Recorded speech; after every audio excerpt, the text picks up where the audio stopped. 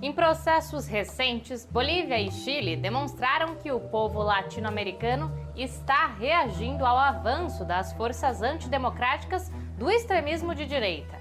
No Brasil, um dos papéis das eleições municipais é o de frear o avanço do autoritarismo com a eleição de mais candidatas e candidatos progressistas.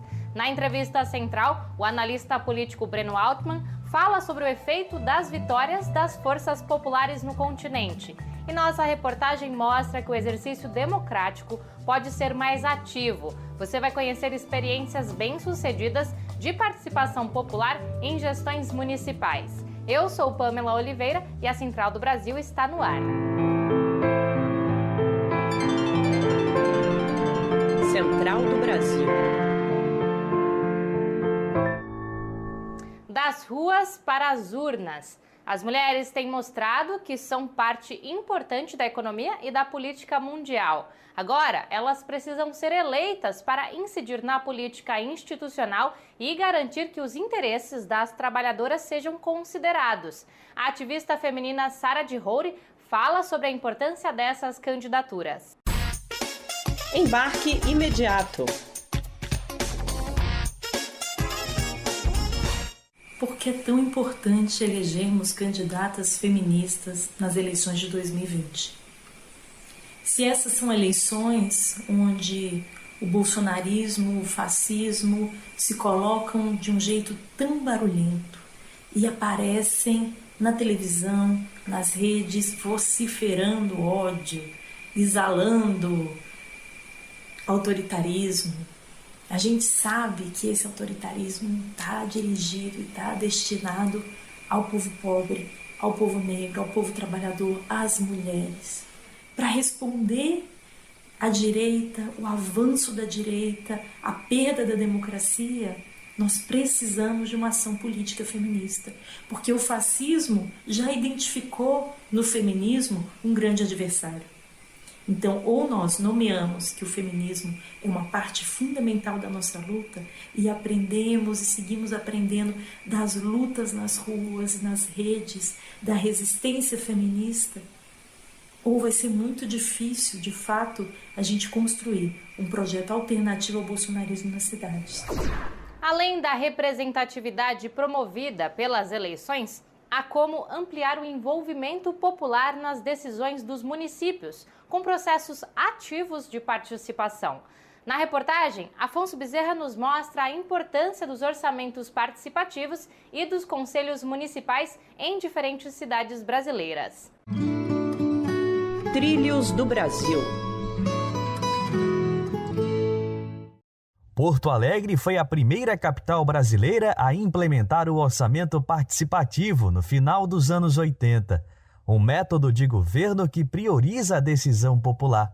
A ação ganhou reconhecimento internacional e estimulou o envolvimento dos moradores nos detalhes da gestão pública, como recorda o advogado Felisberto Luizzi. Porque quem vive a realidade, quem passa pelos problemas, são as pessoas. E elas precisam opinar, né? Elas precisam dizer o que elas pensam, elas precisam ver e melhorar a cidade. O governo Bolsonaro tenta minar os espaços de participação popular. Em 2019, tentou extinguir mais de 700 conselhos, como os da pessoa com deficiência e da segurança pública. O receio é de que esta postura contamine estados e municípios, o que faz o tema ser central nestas eleições. Quem foi contemplado por uma obra decidida coletivamente não esquece. Silvia Rodrigues participou das assembleias do Orçamento Participativo de Belém no final dos anos 90 e recorda as conquistas de sua comunidade na época.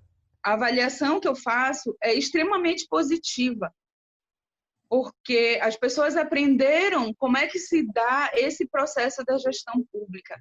Em Fortaleza, a população também teve voz no governo municipal entre 2005 e 2012. Carlos Moleque, integrante do Levante Popular, recorda das conquistas populares e defende que este modelo de governo fortalece a democracia. Ele acredita que o tema precisa ser resgatado, sobretudo pela inclusão da juventude no debate político. É isso que está acontecendo, né? Está se agravando e está dando desânimo na nossa população de não participar desse processo, né? E como que a gente molda um município, como que a gente molda um estado, como que a gente molda um país, se a nossa própria população, que é o nosso bem maior, está se desgostando desse processo, né? Você conhece Isaac Asimov? Mesmo se nunca ouviu falar nele, pode ter entrado em contato com suas famosas obras literárias. Algumas viraram filme, como Eu, Robô e O Homem Bicentenário. O escritor Paulo Tarso Ricordi dá dica de livro desse autor russo. Parada cultural. Sugestão de leitura: Isaac Asimov, o maior escritor de ficção científica, o pai do gênero, o grande inspirador. Todos que vieram depois precisaram seguir os seus passos. O Asimov coloca numa robótica extremamente desenvolvida, ao ponto de que os robôs se parecem com pessoas. O Blade Runner foi escancaradamente inspirado nos contos do Asimov. Sem resolver os problemas na economia, o governo Bolsonaro tenta emplacar o projeto de lei que confere autonomia ao Banco Central e altera a relação entre a direção do banco e o governo. O projeto pode ser votado no Senado nos próximos dias. A oposição aponta que a autonomia serve aos interesses privados e resultará no descontrole da inflação. Quem conta mais é a repórter Nayata Wani. Nacional.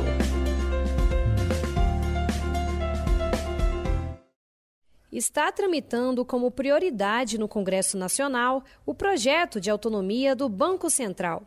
Caso a proposta seja aprovada, a entidade que gere a política econômica no Brasil, que hoje é submetida à presidência da República, será subordinada ao mercado financeiro internacional.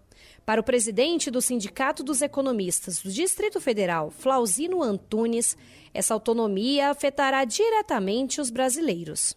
Essa independência tem caráteres ideológicos, caráter que visam colocar o Banco Central mais próximo do mercado ou mais controlado pelo mercado. O que isso representa? É que os bancos e instituições financeiras terão mais autonomia para interferir nas políticas macroeconômicas do país aos seus interesses. O Banco Central garante a estabilidade e o sistema econômico do Brasil.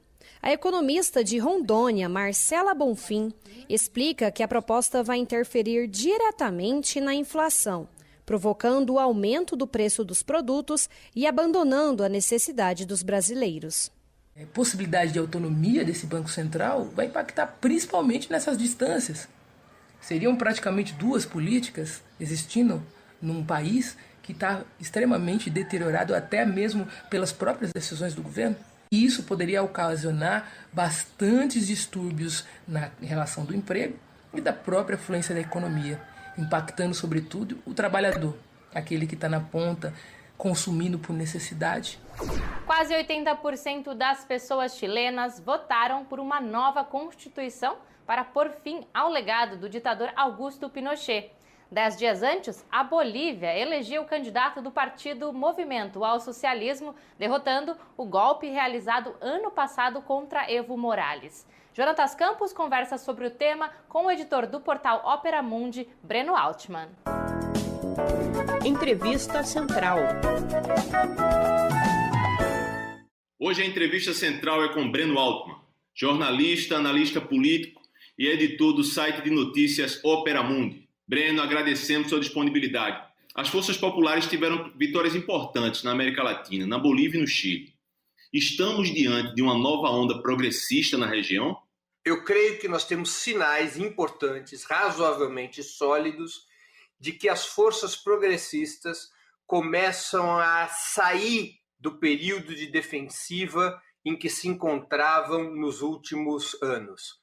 nós podemos identificar na eleição de López Obrador no México, na de Alberto Fernandes na Argentina, agora com o resultado extremamente positivo, com o triunfo de Lúcio Arce na Bolívia, com as lutas populares no Chile e na Colômbia, e no último domingo, evidentemente, com o resultado esmagador do plebiscito pró-constituinte no país andino. São todos sinais que vão revelando a emergência de uma contraofensiva das forças de esquerda. Temos que aguardar as próximas semanas e meses para vermos se essa contraofensiva realmente se consolida e se ela se amplia por toda a América Latina. A Bolívia levou um golpe duro, um golpe violento no ano passado, um ano depois, essa vitória eleitoral. E comparando com o Brasil vem levado uma série de golpes. O impeachment, você falou, a prisão do presidente Lula e essa vitória da extrema-direita com Jair Bolsonaro. O que explica essa vitória do MAS na Bolívia? Eu acho que a principal explicação, Jonatas, está na questão colonial. Devemos tratar a questão indígena na Bolívia como uma questão colonial. Não é uma questão racial. Os povos indígenas da Bolívia, os povos originários, eles sempre foram sujeitos à colonização das elites capitalistas ou latifundiárias brancas de ascendência europeia ou crioja. Com Evo Morales, ocorreram dois fenômenos. O primeiro fenômeno, uma integração entre as organizações dos povos originários e a esquerda boliviana de origem socialista e marxista. Há um segundo fenômeno. Os povos originários, pela primeira vez na sua história de tantas centenas de anos, saíram de uma situação colonial, assumiram o governo do país, criaram o Estado plurinacional, se incorporaram à cidadania boliviana com sua cultura, com seus idiomas, com seus direitos econômicos e sociais. O golpe de Estado ocorrido em 10 de novembro do ano passado provocou um retrocesso violento nessa situação dos povos originários. E a conjunção de todos esses fatores levou a uma recuperação acelerada do MAS, graças fundamentalmente à resistência popular e particularmente à resistência dos povos originários, levando Lúcio Arce à esmagadora vitória que obteve no último dia 18 de outubro. Essa vitória de uma nova constituinte no Chile foi bastante expressiva também e lembra um pouco a nossa constituinte de 88, lembra um pouco o processo democrático, mas eu queria lhe perguntar sobre a proposta do líder do governo Bolsonaro, do Ricardo Barros, de discutir uma nova Constituição aqui no Brasil. Será que esse processo tem algum tipo de semelhança? O bolsonarismo gostaria de implementar um Estado policial com fortes tinturas teocráticas, por conta da fusão entre a extrema-direita e certos grupos evangélicos no Brasil. Gostariam de um profundo retrocesso nos direitos da classe trabalhadora para consolidar o modelo neoliberal de desenvolvimento. É uma luta real essa entre a esquerda e a extrema-direita. Agora, se nós deixarmos a extrema-direita isolada com um discurso de superação da putrefata Sexta República, se nós deixarmos que o bolsonarismo, mais uma vez, represente uma força antissistema, ao que a esquerda estará se condenando? Penso eu que a esquerda deve colocar no centro da sua estratégia a convocação de uma Assembleia Nacional Constituinte. Repito, não é uma tarefa imediata para ser realizada sob o governo Bolsonaro ou com o atual Congresso, mas para ser colocada como uma tarefa de um novo governo popular. A própria eleição de um novo governo popular será o sinal de que a correlação de força começou a ser modificada. E na modificação dessa correlação de forças, que permitiria a eleição de um governo popular, as forças de esquerda devem jogar todas as suas energias para alterar as instituições que determinam o poder político do Estado. Eu fico por aqui, mas a Central continua no WhatsApp. Converse com a gente no DDD 11 930 81 3336. Até amanhã.